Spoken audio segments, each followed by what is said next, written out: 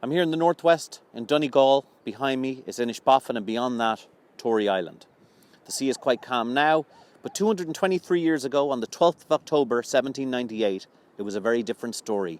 The last major battle of that rebellion, which had raged all summer in Ireland, was taking place right out there between the British Royal Navy and the Navy of the French Republic. It's also significant because aboard the French warship Hoche was a young officer who was commanding a battery of guns, said to have fought for the 4-hour battle with the utmost coolness and bravery. That man's name was Theobald Wolfe Tone.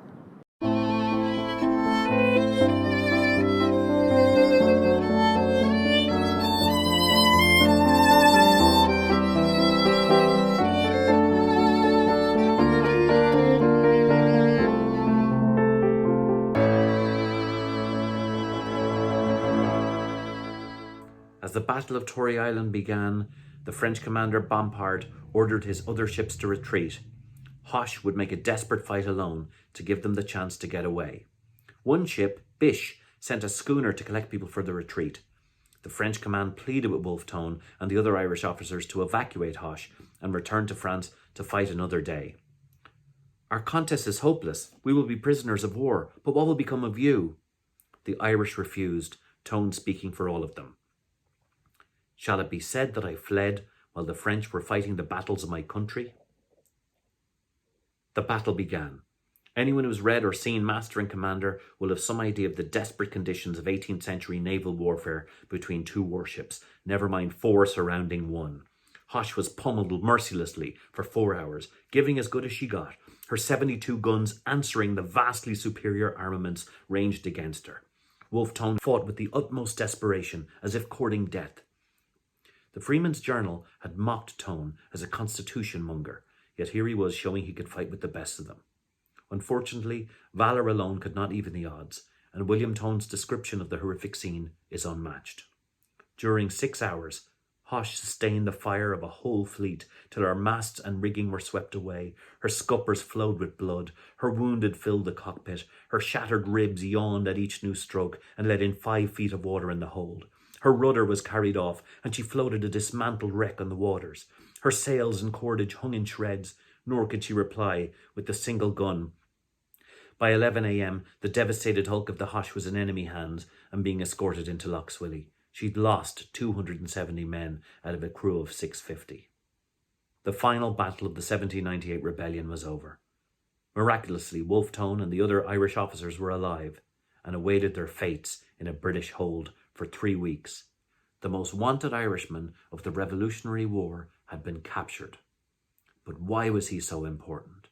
What is it that made Wolfe Tone so dangerous? Is it because he was one of their own? Hello everyone, and thank you for joining me for hopefully the first of many online shows.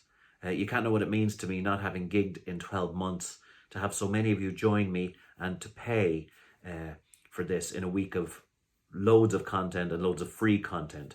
So it's much appreciated.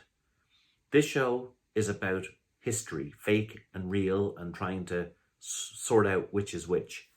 So you'll forgive me if I start with a bit of speculation. Wolfe Tone, or should it be Wolfe Tone? Wolfe Tone was born on June 20th, 1763, but not on Stafford Street, where his plaque is. No, he was born in 27 Bride Street, where Pat's Corner Shop is, so maybe we need 2 plaques. His father, Peter Tone, was of French Huguenot descent, a successful middle-class Protestant tradesman who built coaches. He met Margaret Lambert, a Catholic, out in Clane, where both the Wolfe family and the Tone family lived. She was on the household staff of Thomas Wolfe, and his son, Theobald Wolfe, was Theobald Wolfe Tone's godfather. Are you keeping up? It was quite normal for families in those days to name their firstborn after his godfather. However, rumours have abounded since then that Theobald Wolfe, who was roughly the same age as Margaret and Peter Tone, was actually Wolfe Tone's real father. But I have an even weirder theory, that Theobald Wolfe's cousin, Arthur Wolfe, may have been Wolfe Tone's father. Why do I say this? It's not just because of their striking resemblance, but because Arthur Wolfe in later life becomes the Chief Justice of Ireland, Lord Kilwarden, who on 2 occasions intervenes to try and save Wolfe Tone's life, totally at odds with how he conducts the rest of his legal career. These strange family stories are nothing new. In another show I do on the Irish Revolution, I posit the idea that Michael Collins may have had a son. And before you think I'm some kind of wacko conspiracy theorist, don't tell me it can't happen. If these two men are related, Theobald Wolfe Tone and Arthur Wolfe, Lord Kilwarden, then it goes some way to explaining some of the mystery that takes place later on. All I know is, in this story, Arthur Wolfe, Lord Kilwarden, looms large, and it's not because he's a nice guy. No popery. No popery. So just to give you a bit of background into what's going on in Ireland, we have to go back always to the Cromwellian invasion and Oliver Cromwell. Boo! Come on, everyone at home, boo! Boo! Boo! Anyway, good Republican, by the way. Beheaded a king, just not good for Ireland. The Cromwellian invasion shoves most of the indigenous Catholic population over to hell or to Connacht. In certain weather, it's the same thing.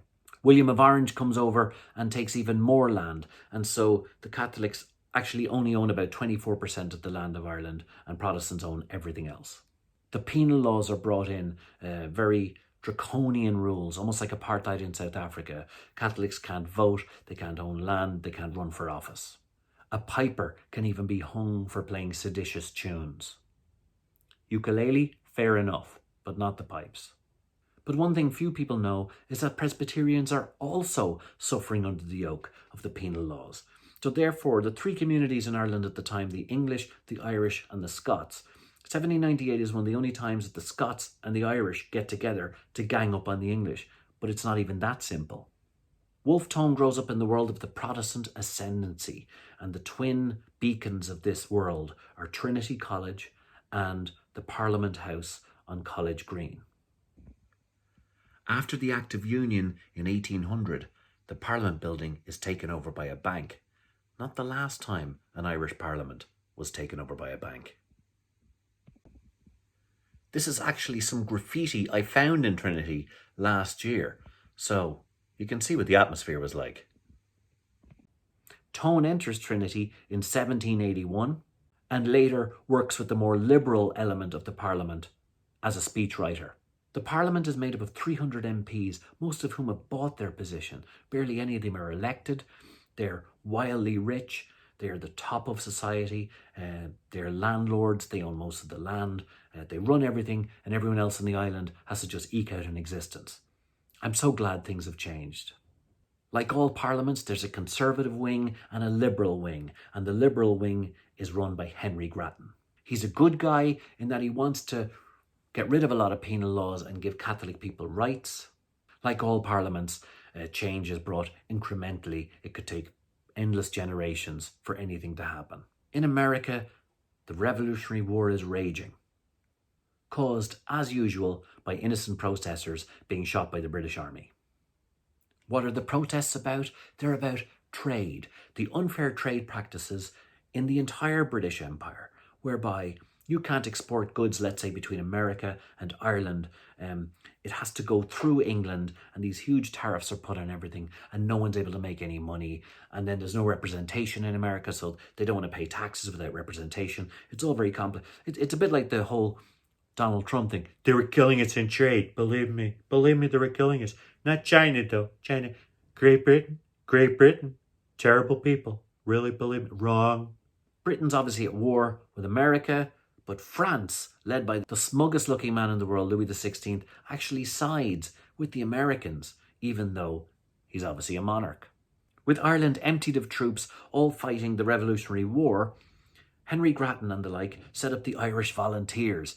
On 1782, they all come out saying that we will defend this country. However, King George, you must deal with us fairly and give us free trade. Grattan's gamble works.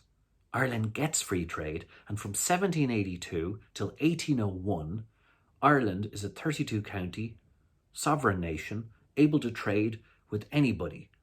Yes, under the horrible yoke of the penal laws and the Protestant ascendancy, but it's the closest to freedom we've got yet. It's known as the Kingdom of Ireland, and this is its flag, a harp with tits on a blue background. Ireland goes through a major boom with free trade. But 10 years later, Wolfe Tone, writing his argument on behalf of the Catholics of Ireland, says that, yes, you did great, you quadrupled the income for the country, but where did it go? To the usual 300 people. Meanwhile, 75% of the country is still in what he called slavery. Also in 1782, Washington crosses the Delaware and makes peace at Yorktown with Cornwallis, a man who will be very involved with Wolfe Tone. The loss of America drives George III mad. No, really it does. There's a great movie about it called The Madness of King George. You have to see it. So we now have the First Republic, America. Just 6 years later, France has a revolution and we get the French Republic. Unfortunately, in 1793, the smuggest man in the whole world loses his head, as does his wife, who never said, let them eat cake. She said, let them eat brioche. It doesn't matter anyway. All I know is that the worst movie of all time was ever made about Marie Antoinette. Why? Because you never get the let them eat cake line, and we don't even see her getting beheaded. While all these amazing revolutions are taking place, where is the intellectual centre? Where is the Athens of the North? Belfast. The booming linen trade, the Linen Hall Library, and its librarian Thomas Russell become the intellectual centre of the Enlightenment in Ireland. Everyone's reading the Quran of all Belfast, The Rights of Man by Thomas Paine. It's a very long book, but essentially broken down, it's get rid of the monarchy. The United Irishmen are formed, dedicated to parliamentary reform in Ireland. In the 1790s, there's even parades in Belfast, not Orange Order parades, celebrating Bastille Day, uniting Protestant, Catholic and Dissenter. They even put on a harp festival in Belfast, except everybody playing the harp all the time and it's all a bit samey for Tone, so he gets really drunk and then he wakes up hungover and all he can hear is harps, so he writes, strum, strum and be hanged. Kind of like the way I feel about the ukulele. Tone and fellow United Irishmen Henry Joy McCracken and Thomas Russell get together on Cave Hill and establish their aims. Tone brilliantly puts it. To subvert the tyranny of our execrable government, to break the connection with England, the never-failing source of all our political evils, and to assert the independence of my country. These were my objects. To unite the whole people of Ireland, to abolish the memory of all past dissension, and to substitute the common name of Irishman in place of the denominations of Protestant, Catholic and Dissenter. These were my means.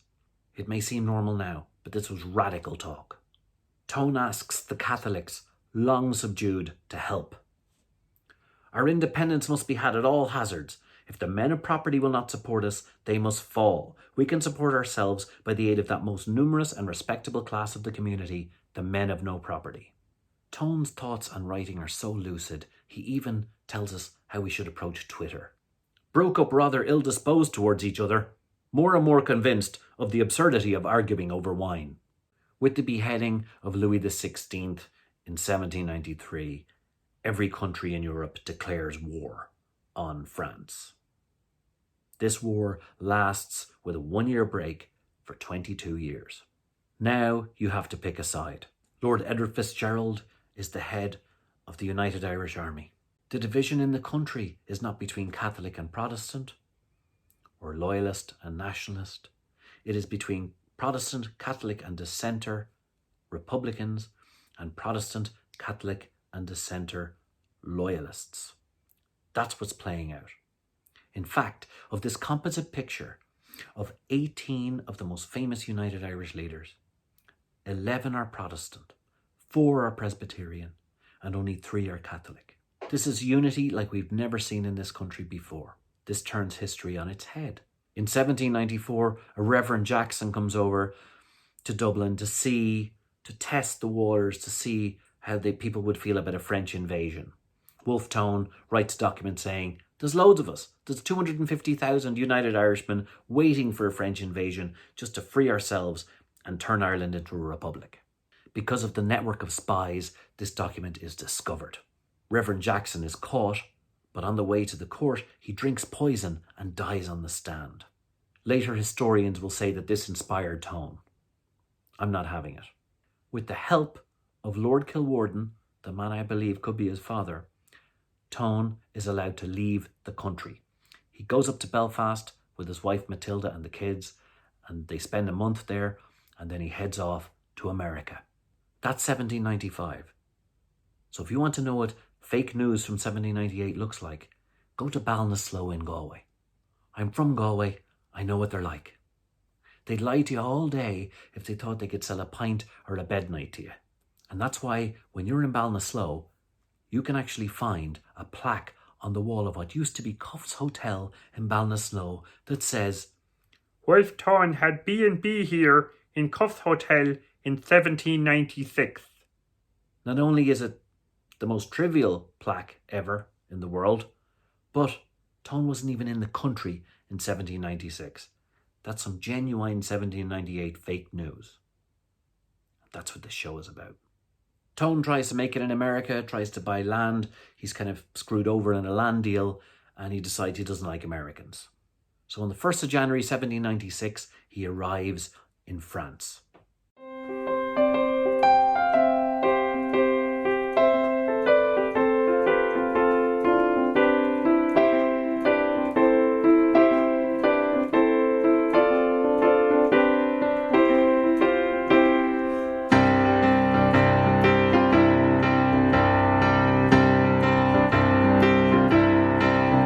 Oh, the French are on the say, says the Shan Van Vocht. The French are on the say, says the Shan Van Vocht. Oh, the French are in the bay, they'll be here without delay. And the orange will decay, says the Shan Van Vocht. And their camp it will beware, says the Shan Van Vocht. Their camp it will beware, says the Shan Van Vocht. In the Curragh of Kildare, and the boys will all be there, with their pikes in good repair, says the Shan Van Vocht. Woohoo!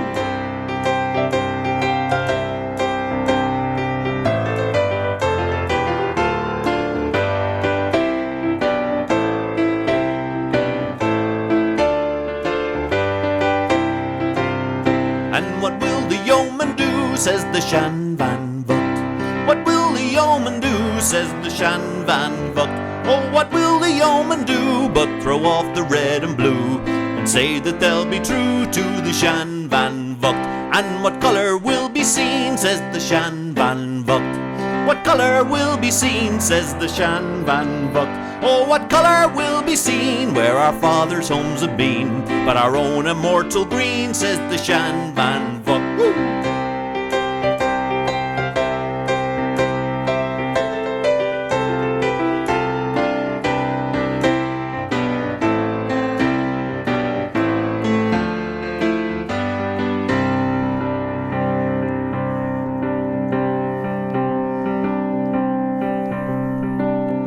And will Ireland then be free, says the Shan Van Vocht. Will Ireland then be free, says the Shan Van Vocht. Oh yes, Ireland will be free from the centre to the sea, and hurrah for liberty, says the Shan Van Vocht. And will Ireland then be free, says the Shan Van Vocht. Will Ireland then be free, says the Shan Van Vocht. Oh yes, Ireland will be free from the centre to the sea, and hurrah for liberty, says the Shan Van Vocht. Oh yes, Ireland will be free from the centre to the sea, and hurrah for liberty, says the Shan Van Vocht. Vive la France! Erin Gabra.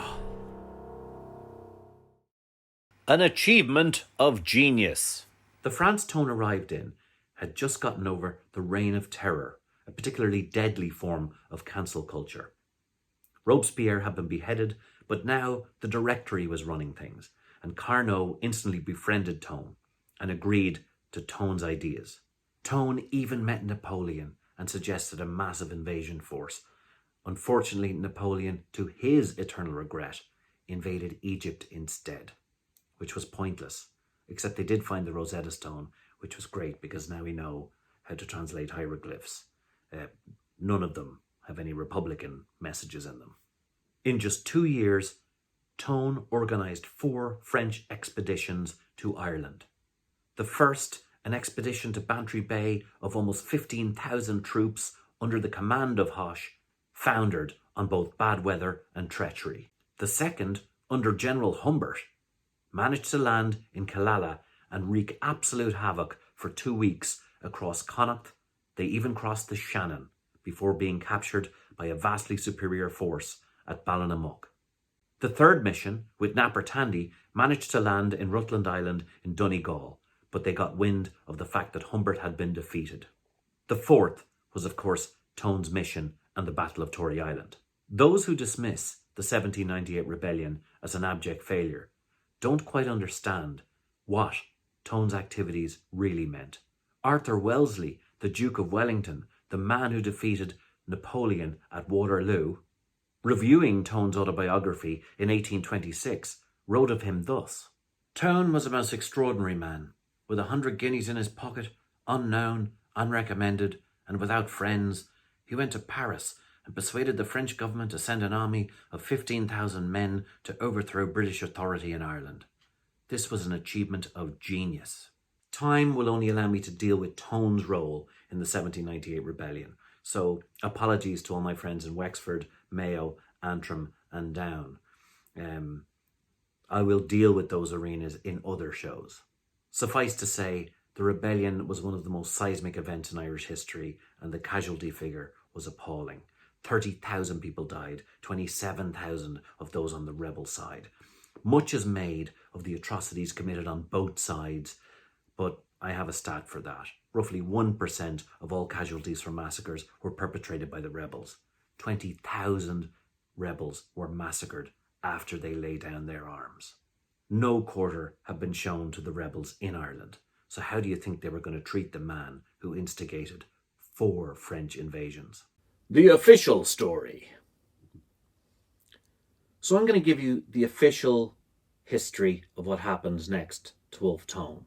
You know, the school book version, the Wikipedia version, a kind of reeling in the ears 1798 version, but thankfully without the GAA results or the Eurovision results or the IRA results. Tone is captured after the Battle of Tory Island, brought ashore on Buncrana, identified by his old college friend Sir George Hill from Trinity, and then brought in chains to Dublin.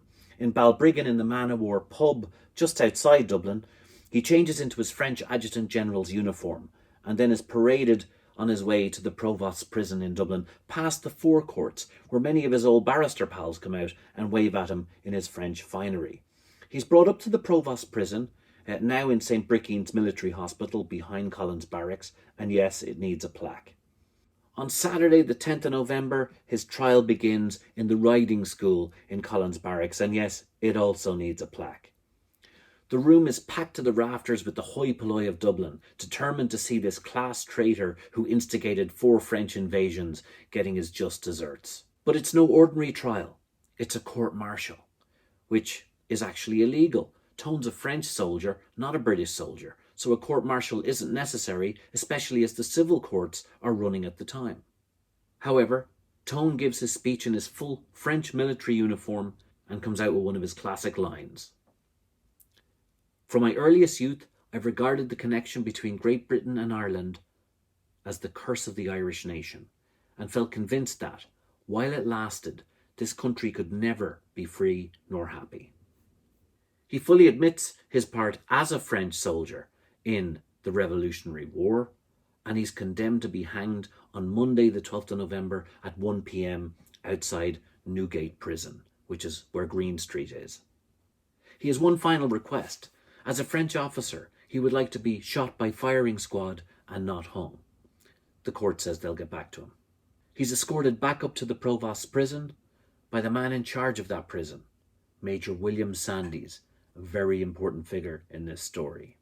He receives no visitors, but he writes letters to his family, to Matilda and the kids in France, and to the French Directory, asking that they take care of her and the kids. He hears on Sunday night that his request for a firing squad has been refused by Cornwallis.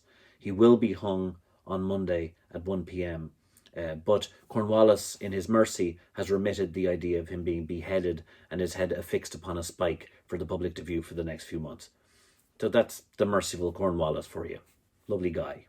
You know, I'm going to hang you, but I won't behead you afterwards. Supposedly, Sunday night he can hear the gallows being erected outside his window.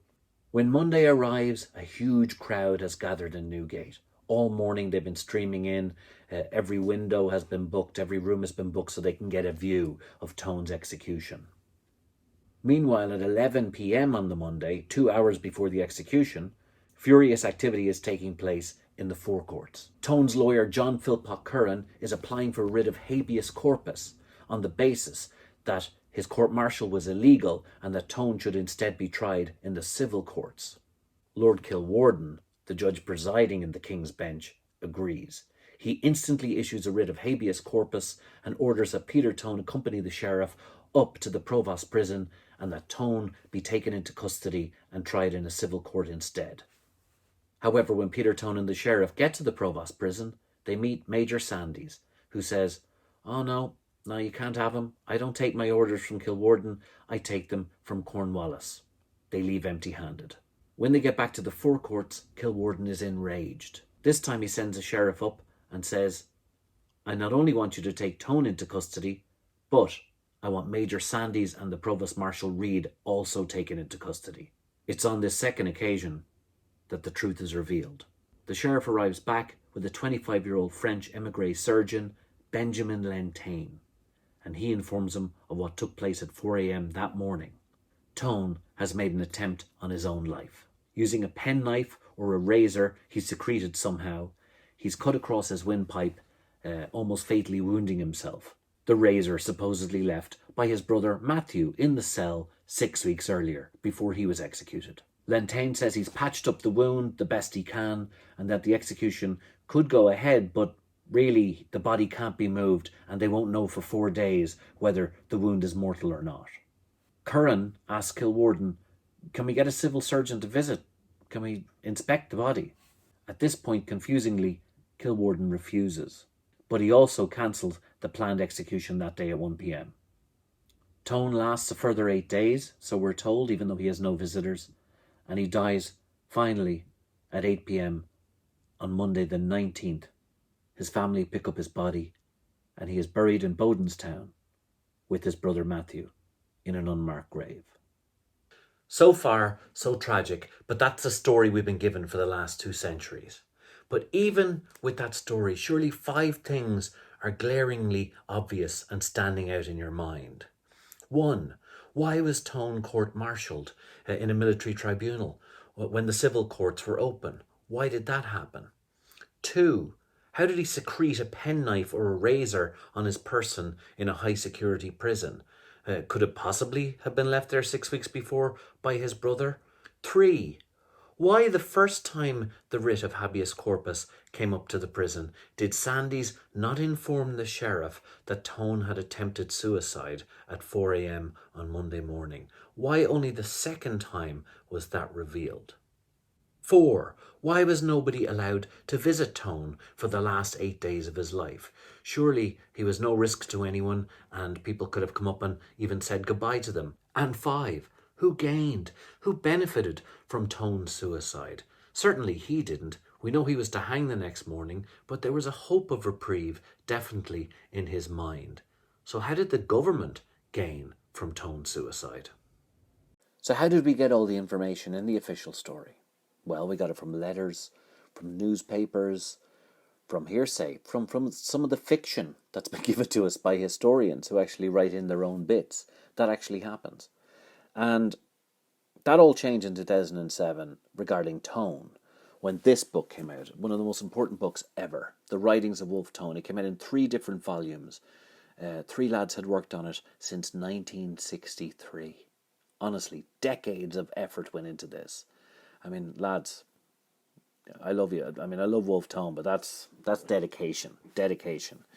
So the 3 of them, Moody, McDowell and Woods, have basically taken everything that Tone wrote, every letter, and then letters pertinent to him, and printed everything in chronological order, which is unbelievable.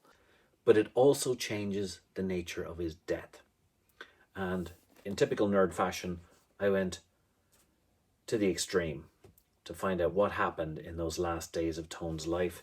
And so I made, yes, the ultimate nerdy wall chart of all time. The last 10 days of Tone's death, according to that book, the letters, the newspapers, and it throws up some really striking stuff. The paper trail. The 10th of November is the day of Tone's court-martial. And we know something about how Tone behaved from letters from various people and from accounts of the time that said he was very eloquent, calm. Grace Joy wrote to Mary Ann McCracken saying that he was firm and dignified. All of these accounts are the same, except for one. And it's between two guys that I call the clairvoyant brothers. The two Grenvilles, the Marquess of Buckingham writing to his brother, Lord Grenville. The Marquess of Buckingham had been a Lord Lieutenant famous for bribery and corruption in Ireland in the 1780s. He's over as a colonel in the militia trying to put down the rising. His brother is Lord Grenville, who later becomes a Prime Minister of Britain briefly. But he's writing away, and strangely, he writes a different account of how Tone behaves. He said he is much agitated and he fears that he means to destroy himself before Monday, on which day it is supposed he will be hanged. So 2 days before Tone's supposed suicide, the Marquess of Buckingham is predicting he's going to do that very thing. And yes, Buckingham Street and Grenville Street in Dublin are both named after the two lads. For Southsiders, that's on the north side. Another interesting thing we find out is that far from Tone not having any visitors, he had two. His lawyers visited him on Saturday night after the court-martial. That's John Philpott Curran and Peter Burrows. And though they said, look, if we get your case to civil court, the result will be the same, but there will be a delay, he still is made aware, Wolfe Tone, that things are being done to try and reprieve him on Monday from his execution. Also, in the very moving letters that he writes to Matilda, his wife, he says, I will die as I have lived, and you will have no cause to blush for me. It doesn't sound like a man who wants to commit suicide. On the 11th, he finds out about the hanging going ahead instead of the firing squad, but he still writes to his wife Matilda and says, my mind is as tranquil as at any moment in my life. He makes a will. He entrusts money to Sandys to give to the French exchange. And then he writes a note to Sandys saying, I thank you for your kind attention to me since I've been committed to your care. You have acted towards me like a brave man and an officer. My death clears all, and I hope I shall have died like a man. So on 3 occasions now, Tone is saying that he wants to die with dignity. Interestingly, in relation to that Saturday night, the two Grenvilles once again mentioned the fact that they spoke to Edward Cook, the spy master in Dublin Castle, of what might happen regarding Tone getting a reprieve on Monday. Again, they're predicting events. On the 12th, we know, of course, about the 4 a.m. suicide attempt while the crowds are gathering outside Newgate. By the way, Newgate is 2 kilometres from Tone's cell, so there's no way he could have heard the gallows being built.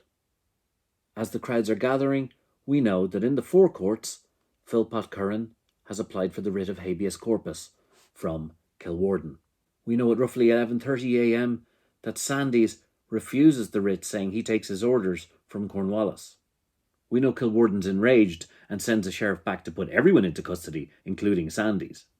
That's when the surgeon Lentane comes down and relates everything that's happened, including the very interesting dialogue Wolfe Tone comes out with. So not to insult the memory of one of the greatest Irishmen that ever lived, but just to show how ridiculous the idea of Tone's last words supposedly were. I've decided to almost try and mimic the situation he was in. Don't worry, I haven't tried to sever my windpipe.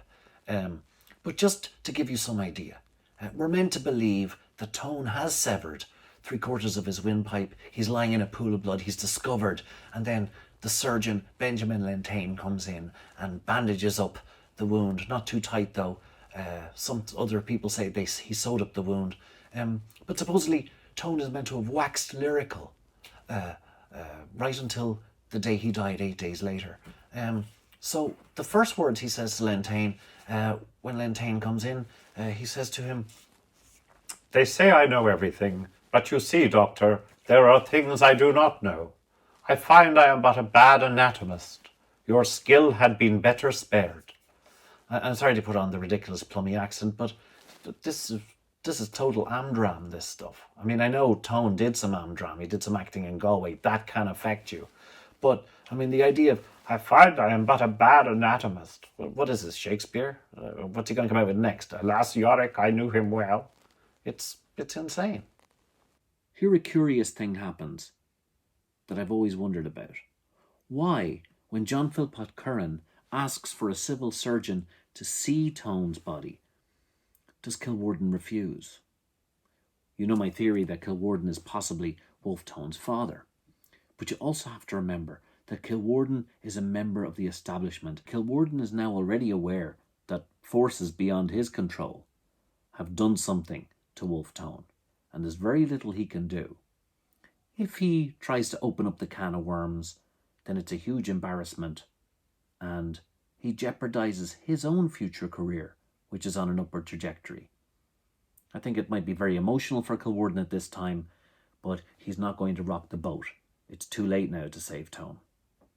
On the 13th, we start seeing what newspapers are coming out with, and this is really interesting because this is where history is actually shaped. In Faulkner's journal, we see the first mention that a straitjacket has to be affixed to Tone in case he does himself any more harm. Yet another letter from the Grenvilles reveals that actually Sandys and Craig and all of Tone's jailers have been socialising with the Marquess of Buckingham. I don't know where, but he certainly mentions Cornwallis is angry with Sandys and wants him to give a reason as to why he didn't hand over Tone. Cornwallis has now ordered that all court-martials should be suspended, and this is where Grenville admits they've all been yapping. He says, "I could not have believed all of this if Lieutenant General Craig had not shown me his orders and if Sandys had not shown me his answer." What this lets you know is that there's a hardcore cabal of people who are all sharing information independently of Cornwallis. The 15th is where we get the Dublin Evening Post telling us what Lentane told us, that Tone has cut his throat with a razor from ear to ear and separated the windpipe. The Saunders newsletter gives us the famous Tone quote where he says, "I find I am but a bad anatomist," and that the wound is like a bronchectomy or a tracheotomy. On the 15th, we also get a horrendous letter from Sir George Hill. Remember him, the guy who identified Tone in Buncrana. And I'll do my best arsehole accent for him. "The business has been botched. The authority of Parliament, the actual existence of rebellion and invasion, should have induced a refusal to obey the King's Bench, Kilwarden, and execution ought to have taken place. I would have sewed up his neck and finished the business. It will make a desperate outcry to manifest any hesitation to extend to this arch-destructive traitor the measure that has been dealt to others not half so mischievous. I wish we'd never sent him to Dublin. To save farther trouble, it would be happy if he died of his wound."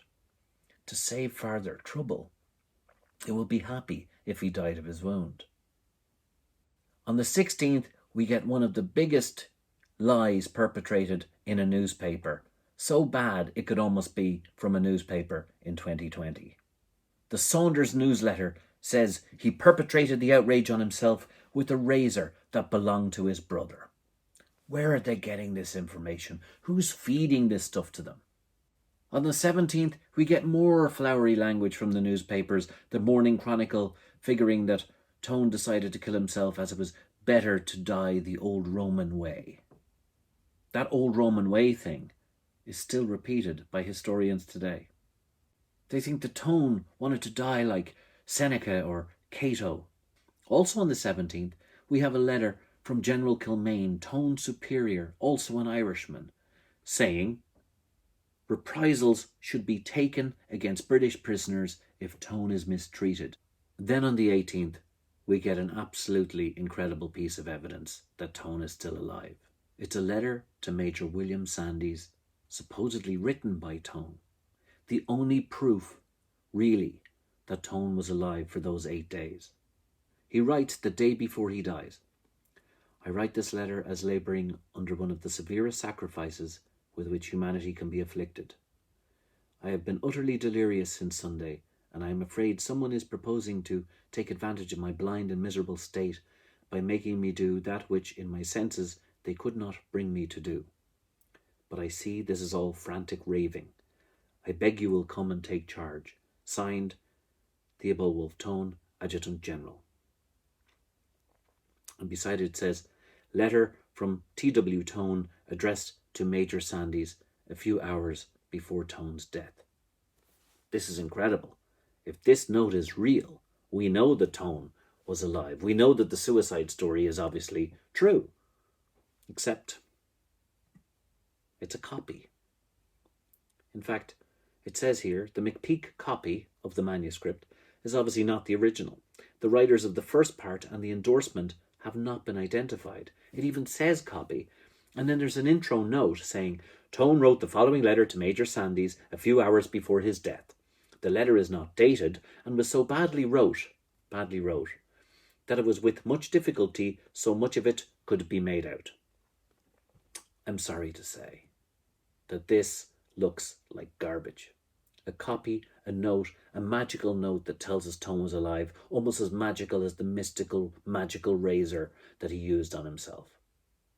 What I'm seeing here is a bunch of red herrings being left for the future to try and prove to the world that Tone committed suicide. And I know Major William Sandys is responsible for them. So we're meant to believe that Wolfe Tone, in a straitjacket to protect himself, the night before he dies, summons someone and says, get me a pen and paper and get me out of this straitjacket.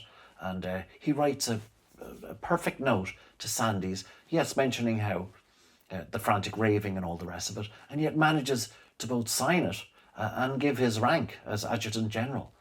So he's not in that bad shape, obviously. I don't believe a word of it. On the 19th at 8 p.m, Tone dies. Supposedly, allegedly. We can't know. He could have died on Monday the 12th. There's absolutely no way of knowing, except for the word of Major William Sandys and the surgeon Benjamin Lentane. Also the silent sentinel who remained silent forever. Sandys gets the artist James Petrie to make a death mask of Tone. Petrie does this because when he was in prison, Sandys only freed him after he did a portrait of him. That's the kind of guy Sandys is.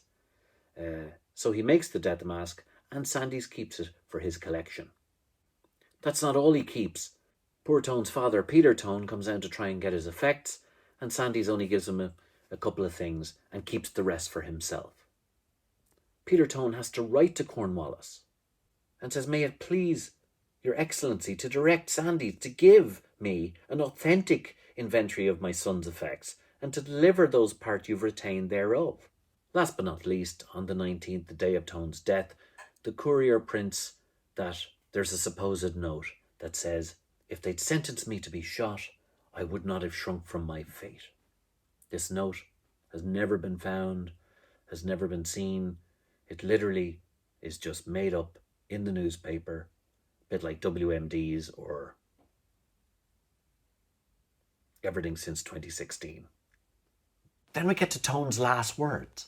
I mean, the last words are even more amdram than the first. Supposedly, Lentane turns around and says, the night Tone dies, he says, don't move your head, do not speak or you will die. So Tone turns around and says, I can yet find words to thank you, sir. It is the most welcome news you could give me. What should I wish to live for? And then he, with a theatrical flourish, throws back his head and dies deliberately, as if he has a choice in the matter. Again, I don't believe a single word of it. I think this is all made up claptrap, especially the line, what should I have to live for? Obviously, he has a wife and his 3 kids over in France. There's France itself, an amazing place. He could organise a 5th expedition. That expedition could actually work, invade Ireland, get rid of the British Empire out of Ireland and set up a republic. And then, like, instead of a supermax in every town, we'd now have a French bistro in every town. We would have had proper wine for hundreds of years instead of the first wine, the Liebfrau milk, coming in from Germany in the 80s to Leeson Street that used to actually poison you. Garlic would be an ingredient in our food, not a sauce that you poured on top of food. I don't mean to be down on supermax, but, there's a time and place. Generally, it's 3 a.m. in Galway.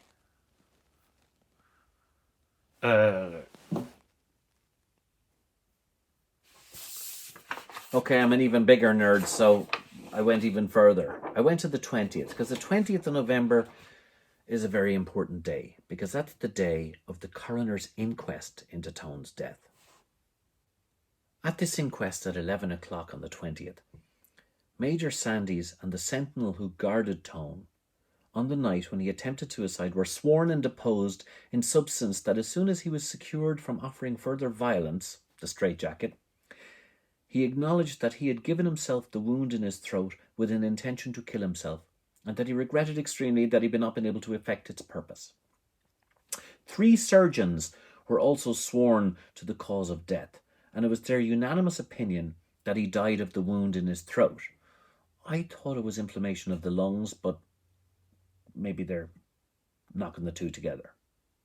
They probed the orifice made in the windpipe and examined it very minutely. It appeared that nearly 3/4 of the circumference of the windpipe had been cut. Surgeon Leake, who was one of the surgeons before the jury, said that had the orifice been made 1/4 of an inch wider, the patient's death must have been instant. So, Tone, when he cut himself ear to ear, supposedly, missed any artery and the carotid artery by 1/4 inch. So far from being a bad anatomist, he was actually excellent. This Surgeon Leake, of course, was present for the death of Lord Edward Fitzgerald. I don't believe a word of this. The man has 3/4 of his windpipe missing. So, actually, I asked some advice. I asked a medical friend who specialises in these things, and I said, would it be possible for a man who severed 3/4 of his windpipe to be able to speak? And actually they said yes. So I was disappointed in my conspiracy, but they said yes if their larynx is still working and hasn't been damaged. And then, being a medical person, they made a joke. They said, so even though his name was Wolfe, he would have been a bit hoarse. And typical medical people, you know. So I said, well, you know, while we're making animal jokes, you have the bedside manners of a pig. Tone's body was collected and waked at number 56 High Street in the house of William Dunbavin, his cousin. And then, the next day, the 21st, Tone is buried in Bodenstown in an unmarked grave next to his brother Matthew Tone. Only 2 people are allowed to attend the funeral, both of them militia. The only last date that's interesting from this point of view is the 27th. And I think it tells us a lot. The Courier reports about the will of Tone. He left his sword, uniform, etc. to his father, and his ring, ornamented with General Hosh's hair, which he gave to Thomas Addis Emmet. I understand, however, that Brigade Major Sandys claimed them as his property by a sort of droit d'auban. It's where you can claim a foreigner's goods. But he has been disappointed, nor has he been gratified by seeing a stake driven through the body of the deceased in consequence of the verdict of the coroner's inquest that he committed suicide. The humane Cornwallis does not delight in trampling on the ashes of the dead. So Sandys, as well as robbing his stuff, possibly killing him, he now wants to also stick a stake through his heart, because that's how suicides were buried of both the Catholic and Protestant faiths back in the 18th century. Cornwallis humanely doesn't want to do this. But why is Sandys so adamant that he wants the stake to go in? Of course, because it wraps up the suicide story perfectly. Why does Cornwallis not want to put the stake? Maybe he suspects it didn't really happen and doesn't want to tempt fate when Judgment Day comes. Now look, I know that's more information than you're used to. I know it's not really in the year 1798. But all of this information is vital to my final thesis that Wolfe Tone was murdered. And we have to start with the murder weapon. The missing razor. One of the amazing things about researching a show like this is seeing how misinformation is disseminated down to the ages. We're told that it's a penknife that Tone uses on himself, and other people say it's a razor left by his brother. Even in educational websites for kids, you can see this kind of thing, which just has, Connacht and then penknife. a tool used by rebel leader Theobald Wolfe Tone to kill himself in prison after being captured by the British. And this is what the poor kids are subjected to. But the whole penknife razor debate is there to almost deflect us. You know, we could be bamboozled all our lives thinking about, oh, geez, was it a penknife? Was it a razor? Without thinking, like, where's the razor? Where's the penknife? And did it even happen at all? What we're supposed to believe is that Wolfe Tone's younger brother, Matthew, who's captured with Bartholomew Teeling at the Battle of Balnamuck with the French army and General Humbert, supposedly, you know, the night before he is executed on the 29th of September 1798, and writes this letter: I request that no friend may come near me. Sorrow is contagious, and I would not willingly betray any weakness on the occasion. We're supposed to believe that he then leaves his razor behind, obviously with his name on it, in the cell, is executed the next day, and then 6 weeks later, Wolfe Tone is put in the exact same cell and finds that razor and with Matthew's name in it, and that's the razor that he uses on himself. Absolute rubbish. And of course, the biggest reason it's rubbish is that we've never seen the razor. It's never been for sale. It's never been in anyone's private collection. We haven't seen it turn up at White's auction house. You know, even last year, Wolfe Tone's speech from the dock went for €42,000. Can you imagine the value of the razor that he supposedly used on the night of his death? But it's nowhere to be found. In order to learn more about the magical razor, the missing razor, we must look into the life of Major William Sandys, Tone's jailer. Now, Sandys is an interesting character. Born in Longford, his father was a lawman, and Sandys is a militiaman as well. Sandys' wife is the sister of Edward Cook, the Under Secretary's wife. So this whole thing is very incestuous. Remember, with these stories, it's roughly about 30 people who all know each other, wiping each other out. That's all good stories. That's what it is. He's also one of the three notorious majors: Major Sandys, Major Sir, and Major Swan. These guys run Dublin City. They dedicate their lives to rooting out the United Irishmen, catching them. They're the ones who get informers to destroy the rebellion at its birth.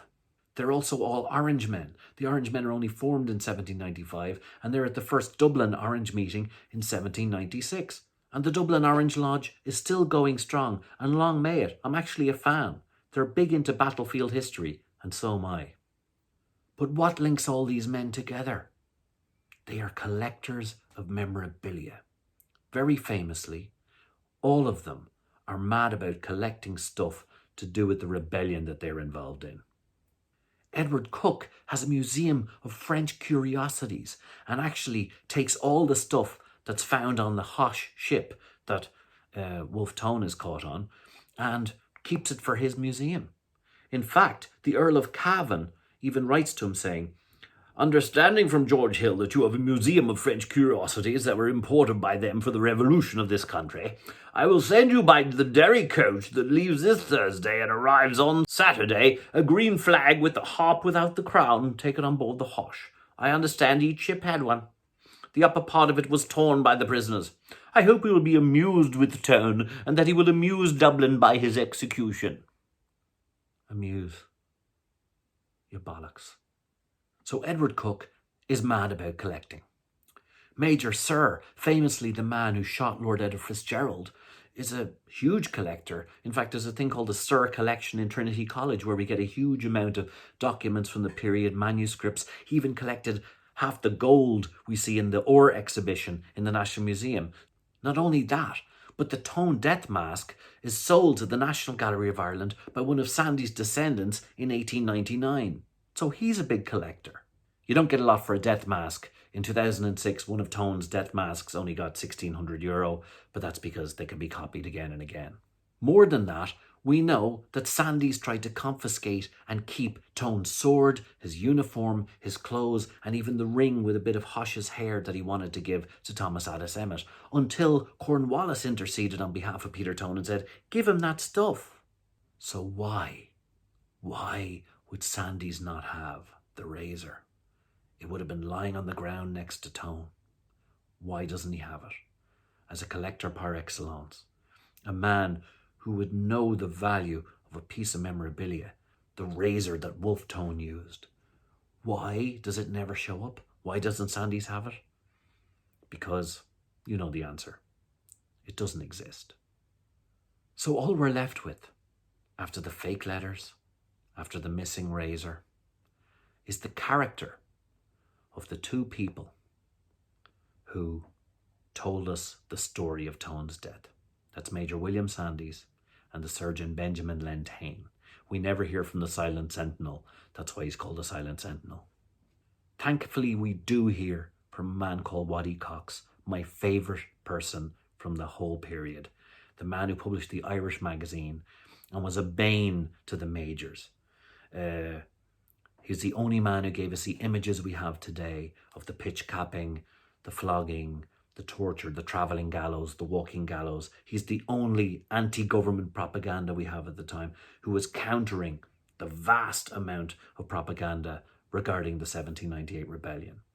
He's even put in a pillory outside City Hall so people can throw fruit at him for seditious libel. Of course, in every picture, he has the three majors doing their dastardly deeds.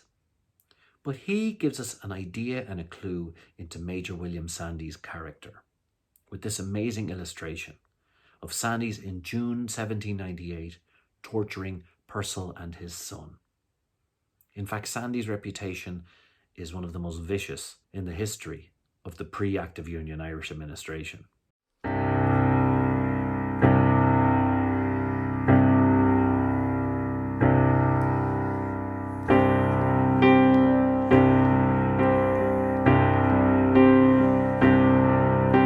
The major no more in gaiters, sir, goes trudging on foot after traitors, sir.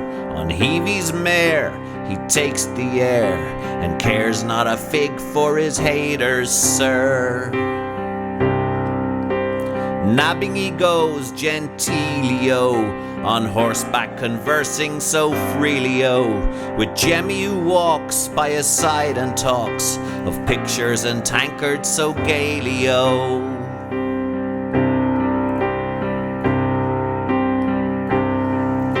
But why is a brewer endurance, sir? 'Cause he had the assurance, sir, to keep a good steed of which sir had need, and that was a crime past endurance, sir.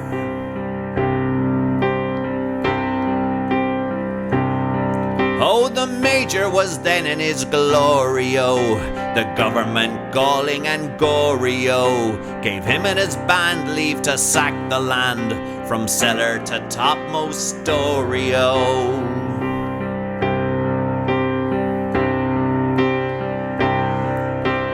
Those were the days for the major, sir, the jolly old plundering stagers, sir, of Camden's reign, when loyal men meant turnkeys, catchpolls and gougers, sir.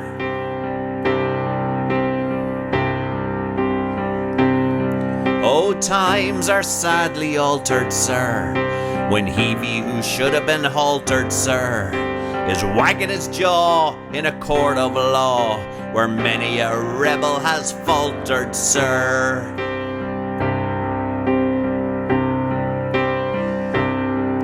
Adieu to all our seizures, sir. Loyalty now has few pleasures, sir. For want of swag, it's sure to lag, and button its fob on its treasures, sir.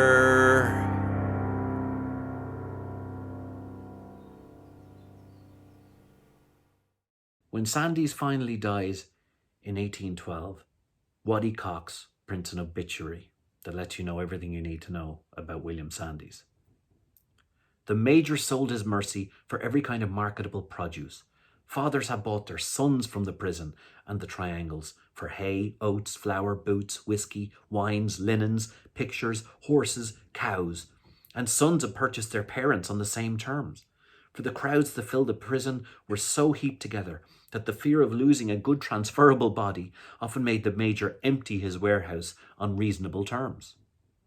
He flogged or strangled, generally, such as were unable to deal with him. The character of this monster may be justly known by the following facts, which we have selected from the numberless atrocities he committed. Sandys dies in April of 1812, penniless, in penury, living in a hovel in Lucan, his children begging, because despite all the wealth he accumulated, he drank himself to death. That's why I believe that a man like Sandys could convince a man like Benjamin Lentaine, the French surgeon, to act as he did and to lie as he did. Lentaine is only 25 at the time and has escaped the French Revolution, coming over to England and joining the army. He was only 17. Two of his brothers were guillotined during the Revolution. So he is a royalist French emigre, a Catholic, and when the army is sent over in 1797 to Ireland, he comes with them. He's the man that tells us all the details of Tone's wound, his death, and everything like that. Richard Madden, the United Irishman historian, the first pro-rebellion historian in a sense, wrote of Lentaine. Lentaine was a man as little likely as any person I ever knew to lend himself to any act of the kind imputed to Sandys by concealing a knowledge of its guilt. He was a most humane and honourable man.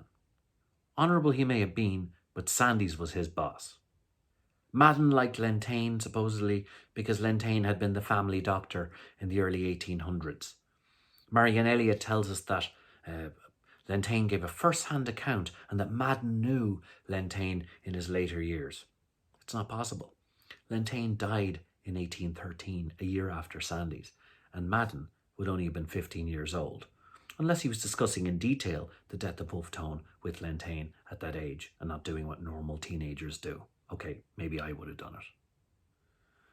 Incredibly, a few months after Sandys' death, Lentaine brings out a codex, the Tentamen de Causis Morborum, under the name Medico Dubliniense, only translated in 1973. This is the most explosive clue as to what might have happened to Wolfe Tone. In one of the verses, Lentaine writes, "It, the bullet or ball, passed through his throat and shot through the cavity by the larynx, lodging, it is feared, in a section of the lung. Just so, the militia are hostile to this frightened city. They burst in anxious and greedy for loot and invade homes and sacred places and innermost rooms." This is explosive. He doesn't mention Tone by name, but he does mention a throat wound at the time of martial law. And this is a clue, possibly a clue that Lentaine himself is trying to absolve for his sins from earlier. Possibly Lentaine felt free. Now that the monster Sandys is gone, he can finally in some way make up for what happened that fateful night in 1798. Lentaine himself dies of typhus in 1813, but leaves this tantalising clue as to what really went on. So there we have it, folks. In any murder mystery, you need a murder weapon. We don't have it, the missing razor. It doesn't exist. In any murder mystery, we need witnesses. We don't have them. We just have Sandys and Lentaine's testimony. The letters are proved to be fake or non-existent. And we know there's a bunch of hardliners who not only planning his demise, but predicting it in letters 2 days before it even happens. So what do I think happened? Okay, here's what I believe. I believe that the hardliners had two plans, Plan A and Plan B. Plan A is to have a court-martial, get it done quickly, no jury, no deliberation, sentence Tone to die on Monday at 1 p.m. at Newgate Prison. That's Plan A. But they also know that something might get in the way. They know that Kilwarden might get involved. They know Tone's lawyers are going to try and stop it from happening. They know the civil courts are operating. So they have a Plan B. Plan B is that if a writ of habeas corpus comes up, they have to kill Tone and make it look like a suicide. Tone spends the 2 nights chatting away to Sandys, writing nice letters to him to make sure that Sandys gives his effects to his father and money to Matilda the way he wants. That's what you do. It doesn't make Sandys a nice guy because Tone wrote nice letters to him. Tone does not commit suicide at 4 a.m. or attempt to commit suicide at 4 a.m. on Monday morning. In fact, nothing happens until the first writ of habeas corpus. That's why when the first writ comes up to the prison, no one is informed of Tone's attempt on his life. Why? Because it hasn't happened yet. Plan B is to do away with Tone once that writ comes up, if anything gets in the way. That's why nobody informs the sheriff or Peter Tone, and they have to run back and tell Kilwarden. They told us Sandy said he answers to Cornwallis and all the rest of it. When the second writ goes up and the arrest warrant for Sandys and Craig and the rest, Sandys goes missing, and that's when Benjamin Lentaine, the French surgeon, gets involved and comes and says, I'm so sorry, terrible, like he tried to do away with himself at 4 a.m, telling them the second time round, and he comes back and tells the details of what goes on. Why suicide? Very important that Tone takes his own life. If Tone dies by anyone else's hand, it's illegal. It's illegal custody because it was an illegal trial, and therefore it's murder, and someone's head is on the line in Dublin, namely Sandys. Also, British officers in France have their heads on the line because the French have promised, we will do away with one of your officers if you do away with one of ours. So the only option Tone is handing them, if this is what the historians believe, it's their only option to get away with no British officers or no heads rolling in Dublin or Paris. How do they do it? I think it's quite simple. I think they just go into Tone's cell and hold him down and shoot him in the throat or just strangle him to death. I think Tone is dead. I think he's killed instantaneously. And then I think Lentaine is told to make it look like an attempt on his life, which is why the surgery is so good, because he avoids the arteries and yet still cuts 3/4 of the windpipe. Lentaine's under duress. Sandys is a vicious man. He says he'll ruin Lentaine's career, and also he's filling him with stuff like, do you want to die the way your brothers did? If men like Tone take over Ireland, we'll have a reign of terror. The guillotine will be here. Do what I ask. This is the job. Aha, you might say. So when Lentaine goes down and informs him of what's going on and that Tone is alive and he may live yet and he's done up the bandage and all of that, what if Kilwarden does allow a civil surgeon to go up? What if he does allow witnesses to go up? Very simple. They get up to the prison and Tone is dead. And somebody can say, while you were down in the forecourts he died. But we'll never know if Tone was alive. We can never possibly know he was alive for 8 days or 8 minutes or 8 seconds. But we do know he died after 11:30 a.m. on the Monday morning. Why the 8 days? Why what Tone's son called such a bungled murder, if that's what it was? Well, it had to look bungled. It had to look like something that someone had done badly. He had to look literally like a bad anatomist. If Tone was to kill himself cleanly, immediately, and that was reported, everybody would turn around and say, it's murder. But of course, if Tone is lingering for 8 days and news is being fed to the papers, the magical razor that his brother left in the cell, he wanted to die the Roman way like Seneca and Cato, notes being constructed that are copies, notes that don't exist. All of this stuff is fed into the ether, and the lies travel halfway around the world. And the suicide story, of course, is allowed to travel then to France as well. Not an immediate death, but a lingering death, a sad, lingering death. Plus, it gives time for everyone to get their story straight and get the story out. If Tone does linger, he certainly doesn't come out with all these wonderful poetic lines. But as we've seen, Benjamin Lentaine himself had a propensity for creativity and poetry. And as we see later on in his life, he possibly tries to make amends. Why would he say bullet wound if it wasn't a bullet or strangled? because he's not giving us the exact details of the case. He's only letting us know about a throat wound as a kind of clue. And the rest of it, he's talking about the atmosphere in Dublin at the time. He's giving us a time and a place. He's letting us know that untoward things happened at that time. The most damning evidence, of course, is the surrounding evidence that Tone's death in prison was not unique. Lord Edward Fitzgerald had died in prison when the surgeon refused to remove the bullets, and he got septicemia and died horribly. Oliver Bond was murdered in prison mysteriously, but it had to be claimed as apoplexy so that his wife could get her hands on his money.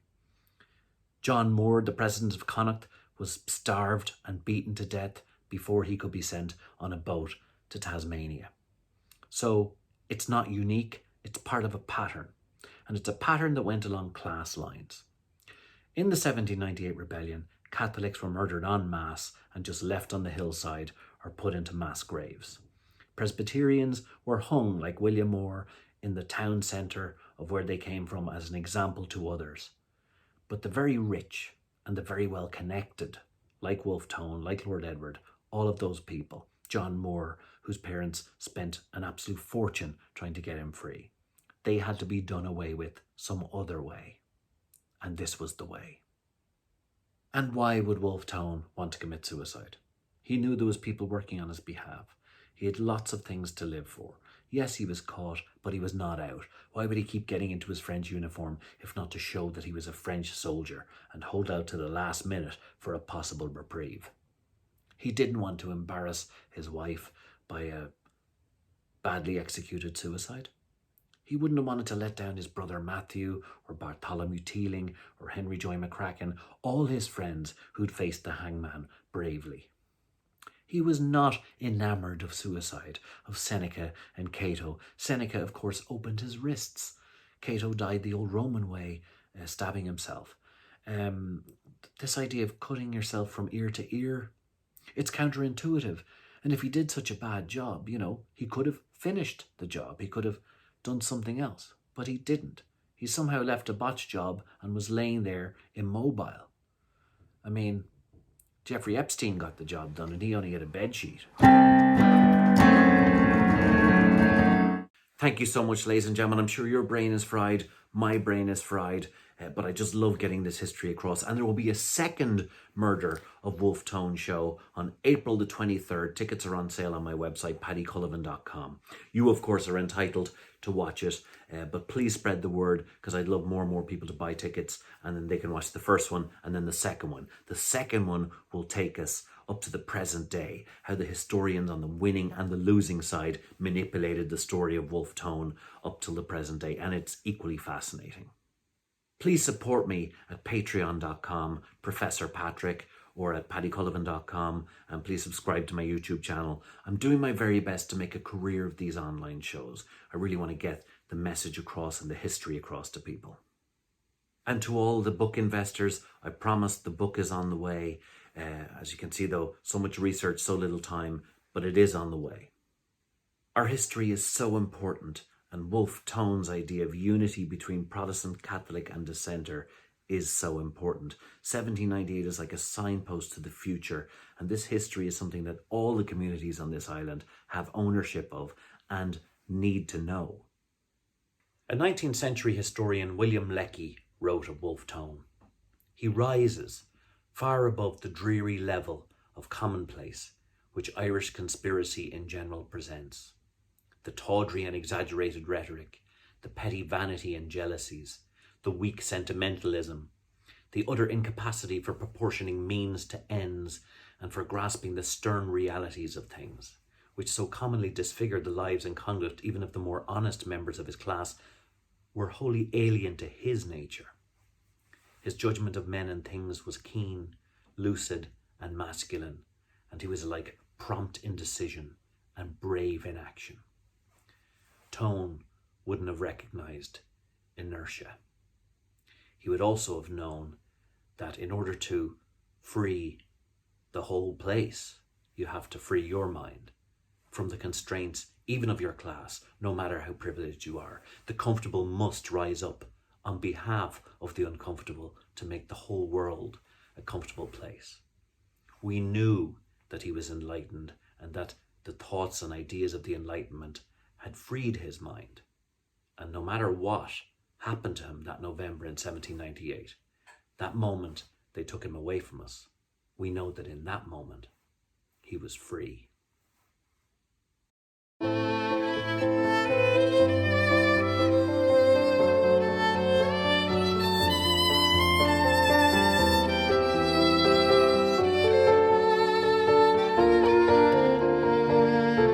Lord Edward waves goodbye to Tony Pamela, the Iroquois. His mother never knows how loud he cries, but he dies a citizen. Wolfe Tone writes in his cell, bids his family a sad farewell. He dies no subject of an English king, no serf is he, nor chosen one. In that moment they were free.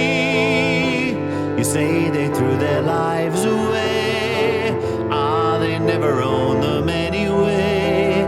Who wants to live or die a slave? In that moment they were free. Pass that freedom on to you and me. What will you do with what they've bequeathed? Will you draw your sword or keep it sheathed? Thomas Russell hanging there, on his way back to God knows where.